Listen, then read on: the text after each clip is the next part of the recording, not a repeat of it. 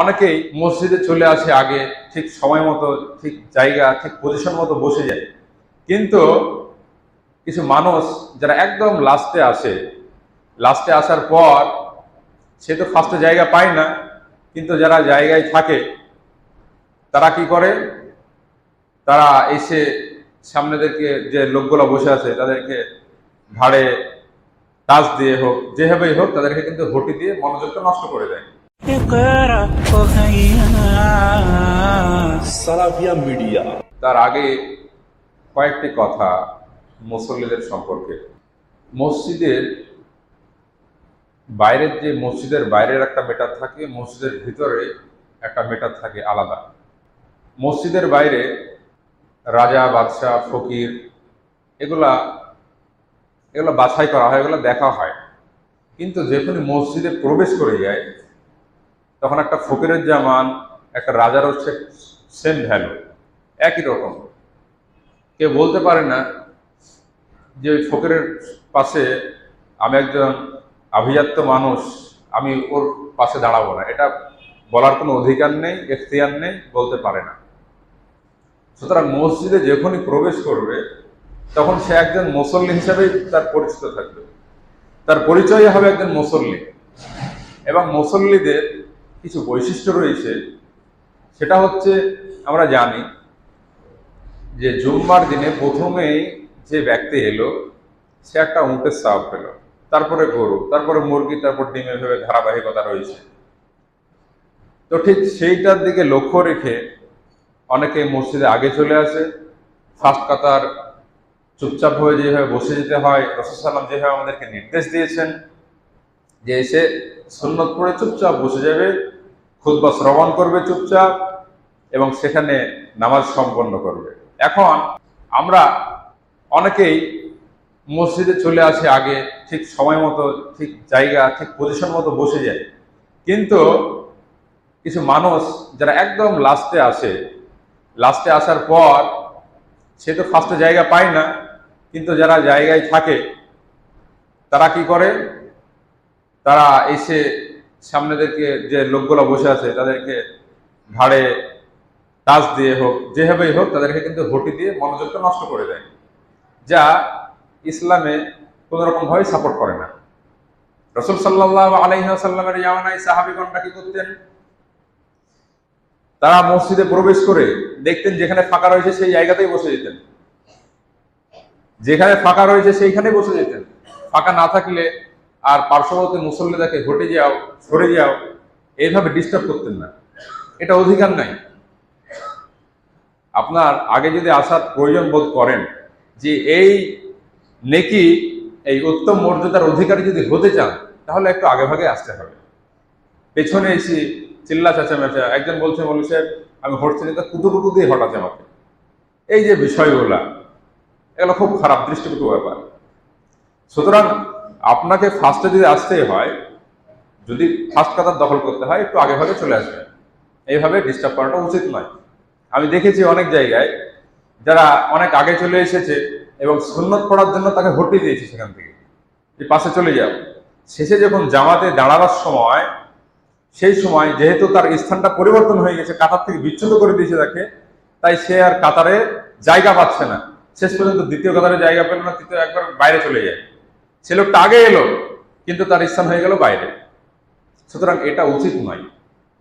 আপন আপন পজিশনে বসে যাবে, সেই পজিশন মোতাবেক উঠে সেখানেই সে নামাজ সম্পন্ন করবে, এটাই হচ্ছে কর্তব্য। আর যারা পেছনে আসবে তারা দেখবে কোথায় ফাঁক রয়েছে, ফাঁক থাকলে সেই জায়গায় বসবে, এটাই হচ্ছে উচিত। রাসূল সাল্লাল্লাহু আলাইহি ওয়াসাল্লামের জামানায় একদা এক সাহাবী আসছেন, এসে ভিতরে খুঁজছে কোন জায়গায় ফাঁকা রয়েছে, ফাঁকা কোথাও নেই। রাসূল সাল্লাল্লাহু আলাইহি ওয়াসাল্লাম ওই সময় বললেন, নির্দেশ করলেন তোমরা বসে যাও। সেই সময় সেই সাহাবীর এক পা চৌকাটের ভিতরে, আর এক পা চৌকাটের বাইরে। তো রাসূল সাল্লাল্লাহু আলাইহি ওয়াসাল্লামের নির্দেশ কিভাবে পালন করেছেন, যখন বললেন বসে যাও, সাথে সাথে ওইভাবেই বসে গেলেন।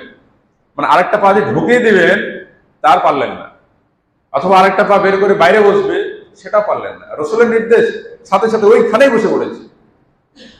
সুতরাং আমরা হচ্ছি মুসলিম, আমরা মুমিন, আমাদের বৈশিষ্ট্য এমনটা হওয়াই উচিত, যেখানে ফাঁকা থাকবে, মানুষকে অযথা ডিস্টার্ব না করে আপনি আপনার পজিশন মতো ফাঁকা জায়গায় এসে বসবেন, অযথা কাউকে ডিস্টার্ব করবেন না। এটা বিনীত আপনাদের কাছে অনুরোধ। এইবার আসি সূরার দিকে। আমি যে সূরাটি আপনাদের সম্মুখে তেলাওয়াত করেছি, এই সূরাটির অবস্থান রয়েছে 30তম পারায়। 30তম পারায় 78 নম্বর সূরা। সূরাটি হচ্ছে মাক্কি এবং এই সূরাটি প্রথম দিকে অবতীর্ণ হয়েছিল। এই সূরাটির আলোচ্য বিষয় হচ্ছে কিয়ামত, এবং এটা কয়েকটা ভাগে ভাগ করা যায়। প্রথমে আল্লাহ তাআলা কেন্দ্রীয় যে মূল বিষয় সেটা হচ্ছে কিয়ামত সম্পর্কে, এবং তার পরে পরে 5টি আয়াতে কিয়ামত সম্পর্কে বলার পর এই মহাবিশ্ব সম্পর্কে বলেছেন, এবং এই বিশ্বে কি কি নিয়ামত আমাদেরকে দিয়েছেন সে সম্পর্কে আলোচনা করা হয়েছে। আমরা জানি, আমাদের বিশ্বাস যে কিয়ামত বলে একটা জিনিস রয়েছে। কিয়ামত বলে একটা জিনিস রয়েছে, উত্থান দিবস রয়েছে। এটা যদি না থাকতো তাহলে মানুষ ন্যায় অন্যায়ের কোন রকম তামিজ রাখতো না, হালাল হারাম হক না হকের কোন রকম তামিজ রাখতো না। এই কিয়ামত দিবসটা রয়েছে, দ্য ডে অফ জাজমেন্ট বিষয়টি রয়েছে বলেই আমাদের অন্তরে কিছু অন্যায় করতে গেলে বিবেকে বাধা দেয় যে সেই দিন আল্লাহ তাআলা ছাড়বেন না। মানুষের নিকট ফাইসাল্লাহ না হোক, কিন্তু আল্লাহর নিকট ফাইসাল্লাহ হবেই, সেদিন কারো ছাড় নেই। আপনি ভাবুন যে একটা মানুষ, একজন ক্রিমিনাল, সে মানুষ হত্যা করেছে, প্রায় 50টা মানুষ হত্যা করেছে। এখন তাকে এই পৃথিবীর আদালতে কি শাস্তি দেবে? সর্বোচ্চ ফাঁসি দেবে, তার বেশি তো আর কিছু দিতে পারবে না। সর্বোচ্চ তাকে ফাঁসির কাজটা ঝুলাতে পারে। কিন্তু আল্লাহ তাআলা বলছেন সূরা নিসা আয়াত নম্বর 56 মধ্যে যে আমি জাহান্নামীদেরকে দগ্ধ করব, চামড়াগুলো একদম যখন দগ্ধ হয়ে যাবে তখন বাদদালনাহুম জুলুদান গায়রাহা লিয়াযুকুল আযাব, তখন আবার পুনরায় তাদেরকে নতুন চামড়া গজিয়ে দেব যাতে তারা শাস্তি ভোগ করতেই থাকে। একজন খুনি, সে 50টা খুন করলো, তাকে শাস্তি দিলেন, তাকে মৃত্যুদণ্ড দিলেন, তার একটা প্রাণ নেওয়া হলো, কিন্তু বাকি 49টা প্রাণ যে আরো হরণ করেছে তার শাস্তি কিভাবে দেবে মানুষ? সেটা সম্ভব নয়। আমরা জানি হিটলার প্রায় 60 লক্ষ মানুষ হত্যা করেছে, তাহলে তাকে শাস্তি কি দেওয়া হবে? অতটা মানুষের প্রাণ হরণ করে সর্বোচ্চ তাকে মৃত্যুদণ্ড, কিন্তু বাকি লোকদের কি হবে? এই শাস্তি একমাত্র আল্লাহ তাআলাই দিতে পারেন, পৃথিবীর মানুষ দিতে পারে না। এই জন্য কিয়ামত বলে একটা জিনিস রয়েছে, এটা যদি না থাকতো তাহলে বিষয়টা একটা ফানির মতো দেখাতো, একটা মজার বিষয় হতো। সেজন্য আল্লাহ তাআলা কিয়ামত দিবসটাকে রেখেছেন। এই দিনেই প্রত্যেকটা মানুষের ন্যায় বিচার আল্লাহ তাআলা করবেন। প্রথমেই আল্লাহ তাআলা কিয়ামত সম্পর্কে কয়েকটা আয়াত দিয়েছে, বলার পরেই মহাবিশ্ব সম্পর্কে কয়েকটা আয়াত আল্লাহ তাআলা তুলে ধরেছেন। প্রথমেই আসি, এবং এই পারাটা 30তম পারায় অবস্থিত। এই সূরার 30তম পারার প্রথম সূরা আম্মা শব্দ দিয়ে শুরু হয়েছে, তার জন্য আমরা বলি আম্মা পারা। অনেকে বলে আমপারা, কেউ বলে সিপারা, কিন্তু কথাটি সঠিক কথা হচ্ছে আম্মা পারা। প্রত্যেকটা পাড়ায় যে শব্দ দিয়ে শুরু হয়েছে তার নামকরণও সেটাই। যেমন 29 পাড়ায় তাবারাকাল্লাযী দিয়ে শুরু হয়েছে সূরা মুলক, তো সেই 29 পাড়াটাকে যখন আমরা বলবো তাবারাকাল্লাযী পাড়া। এইভাবে 28 নম্বর পাড়া কদ সামি আল্লাহ পাড়া। এইভাবে আপনার প্রত্যেকটা পাড়ার যে শব্দ দিয়ে শুরু হয়েছে সেই পাড়ার নামটাও ওই শব্দ দিয়ে নামকরণ করা হয়েছে। সুতরাং 30তম পাড়াটি হচ্ছে আম্মা পাড়া। সিপারা বা আমপাড়া বলে, এই কথাটি সঠিক নয়, সঠিক হচ্ছে আম্মা পাড়া। তো এখানে আল্লাহ তাআলা প্রথমেই যে উল্লেখ করলেন আম্মা ইয়াতাসাআলুন, তারা আপোষে কোন বিষয়ে জিজ্ঞাসাবাদ করছে? আনিন নাবাইল আযীম, তারা সেই মহা সংবাদ বিষয়ে জিজ্ঞেস করছে। তারা জিজ্ঞেস করছে মহা সংবাদের বিষয়ে, আল্লাযী হুম ফীহি মুখতালিফুন, যে বিষয়ে তারা মতভেদ করছে, ইখতিলাফ করছে। এখানে এটা বলার উদ্দেশ্যটা কি একটু ছোট্ট করে না বললে বুঝতে পারবেন না। কোরআনের শুধুমাত্র অনুবাদ দেখে উপলব্ধি করা যায় না কি বলতে চাইছেন আল্লাহ, কেনই বা এই কথাটা বললেন।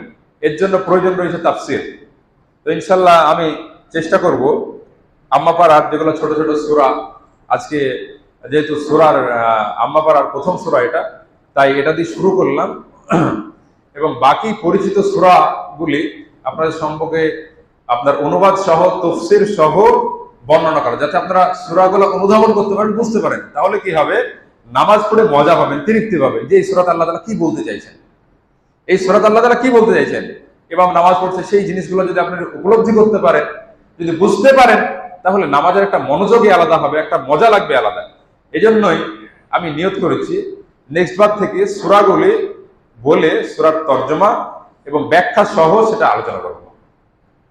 তো আল্লাহ তাআলা এখানে যেটা বলতে চেয়েছেন সেটা হচ্ছে যে রাসূল সাল্লাল্লাহু আলাইহি ওয়াসাল্লাম প্রথম সমতে মক্কায় যখন কাফেরদেরকে দাওয়াত দিতে লাগলেন রিসালাত, কিয়ামতের ব্যাপারে, কিয়ামতের ব্যাপারে, যে আমাদের মৃত্যুর জীবনটাই শেষ নয়, মৃত্যু বরণ করলাম তারপরে শেষ তা নয়, বরং মৃত্যুর পরে একটা অনন্ত জীবন রয়েছে যেখানে জান্নাত এবং জাহান্নাম তার কর্মের মাধ্যমে নির্ণয় করবেন আল্লাহ তাআলা।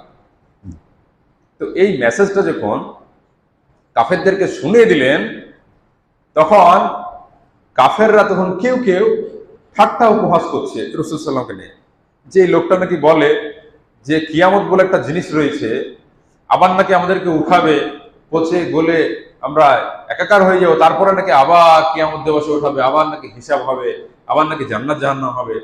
এই বলে কিছু মানুষ রাসূল সাল্লাল্লাহু আলাইহি ওয়াসাল্লামকে উপহাস করতে লাগলো যে এই লোকটা এই বলছে যে কিয়ামতের নাকি দিবস আছে,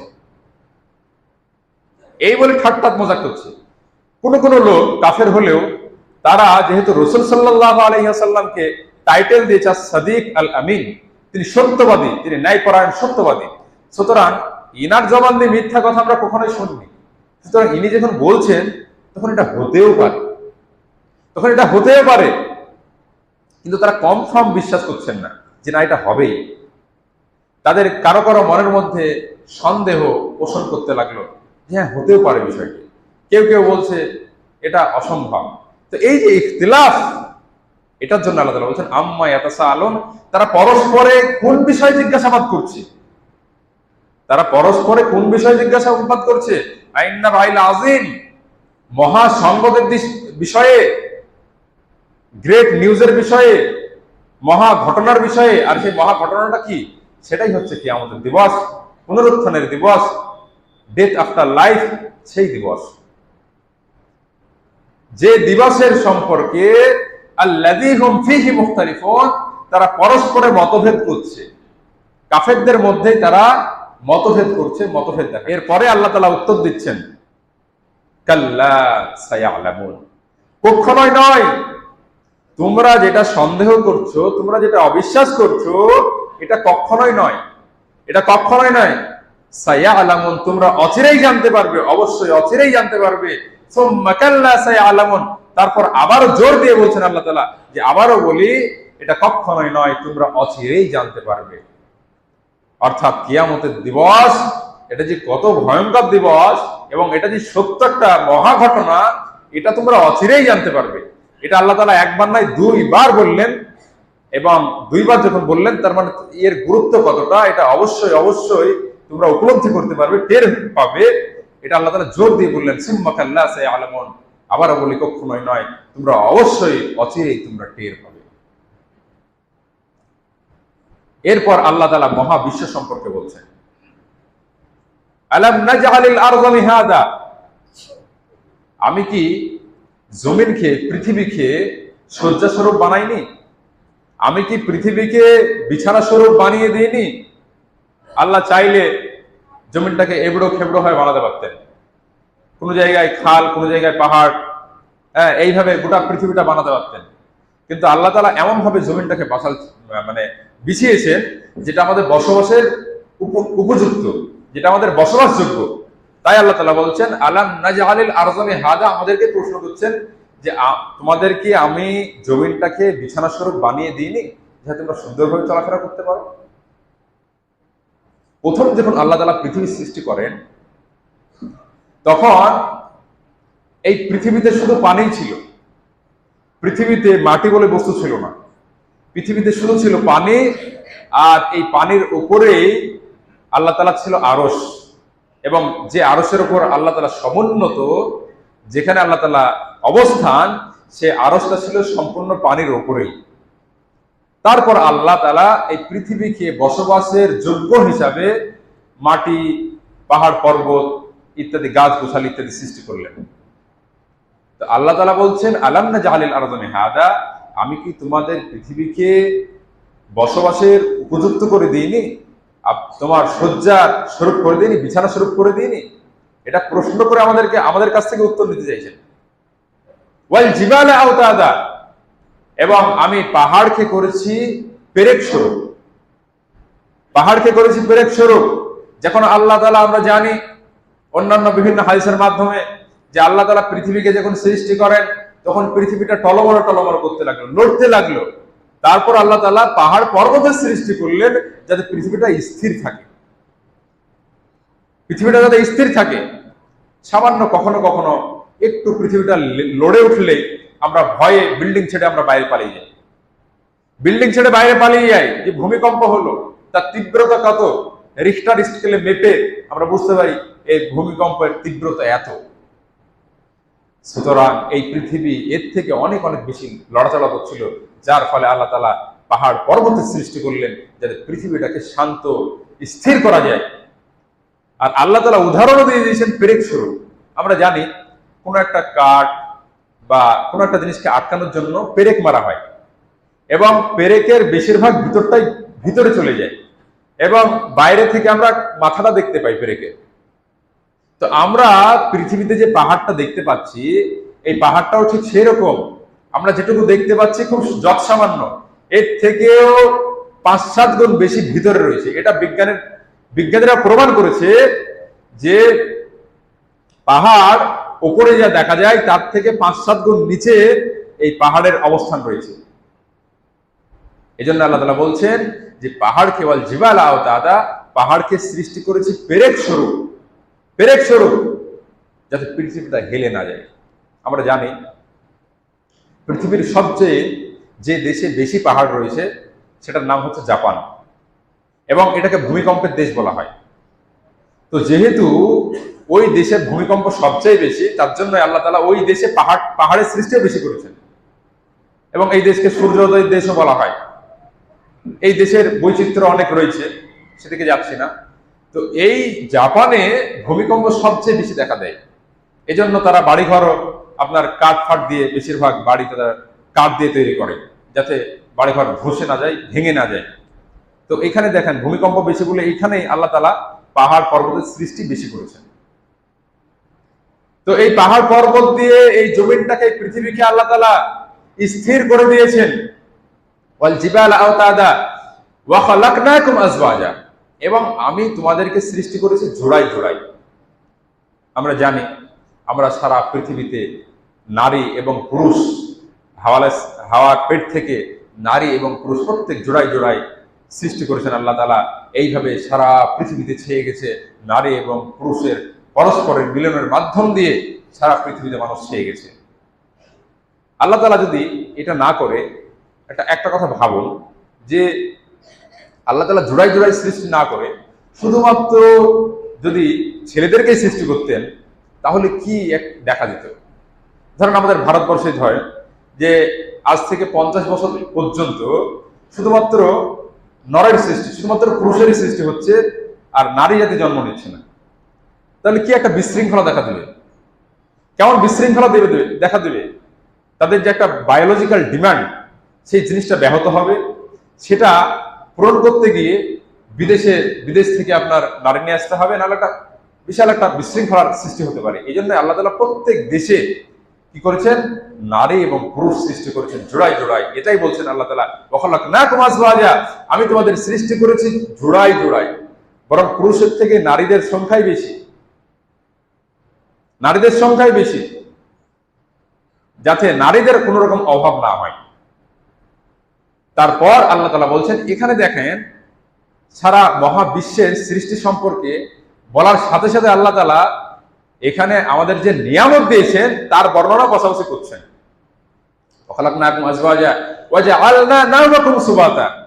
এবং আমি তোমাদের ঘুমকে করেছি আরাম স্বরূপ, আমি তোমাদের ঘুম দিয়েছি আরামের জন্য।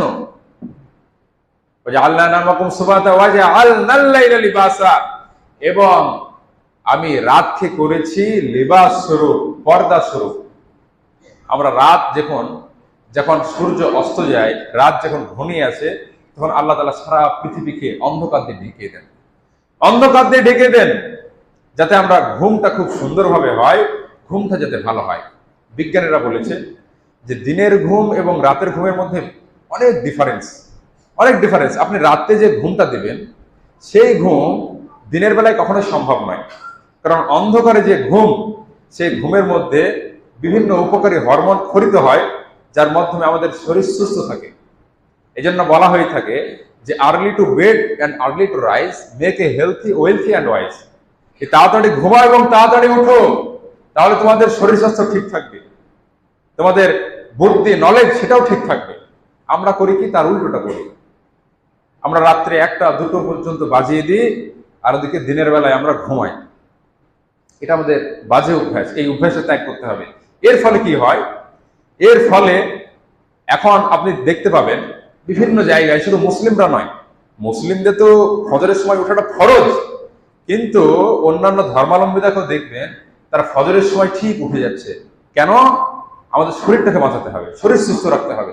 এই জন্য তারা রীতিমতো তারা সকালবেলায় শরীর চর্চা করে, হাঁটাহাঁটি করে, ব্যায়াম করে। অথচ আমাদের ফরজ কাজটি আমরা করতে পারি না। আমাদের যে নামাজ, আমাদের যে বিধান দিয়েছেন, এই বিধানটির উপরে আমরা করতে পারি না, অথচ অন্যান্য ধর্মাবলম্বীরা তারা ঠিকই উঠে যায়, উঠে তারা শরীর চর্চা করছে। এই জন্যই আল্লাহ তাআলা রাতকে দিয়েছেন ওয়াজআলনা নাওমাকুম সুবাতার পরে আল্লাহ বলছেন ওয়াজআলনাল লাইলা লিবাসা, আমি তোমাদের ঘুমকে দিয়েছি আরাম করার জন্য, এবং রাতকে বানিয়েছি লিবাস স্বরূপ, পর্দা স্বরূপ, অন্ধকারে ছেয়ে যায়, যাতে তোমরা ঘুমাতে পারো সঠিকভাবে।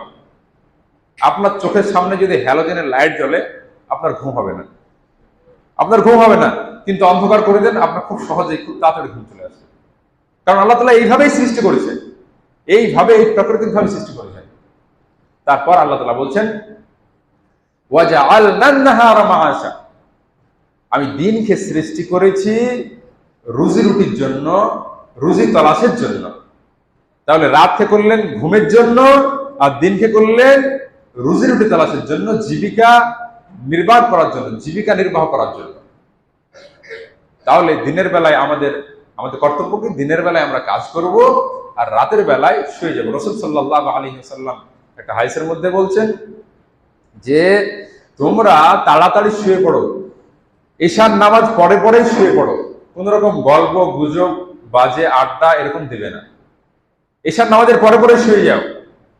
যদি সম্ভব, যদি ইসলামিক কোনো সভা বা গুরুত্বপূর্ণ কোনো যদি কাজ থাকে, এটা ব্যতীত তুমি ফালতু আড্ডা দিয়ে, ফালতু সময় নষ্ট করে, কোনো পড়া নেই, শোনা নেই, কোনো রকম চাপ নেই, কোনো কাজ নেই, হাদিস চর্চা নেই, কোরআন পড়া নেই, তাহাজ্জুদের নামাজ পড়তেও তুমি তার জন্য জাগছো না, তাহলে ফালতু সময় অপচয় করা যাবে না।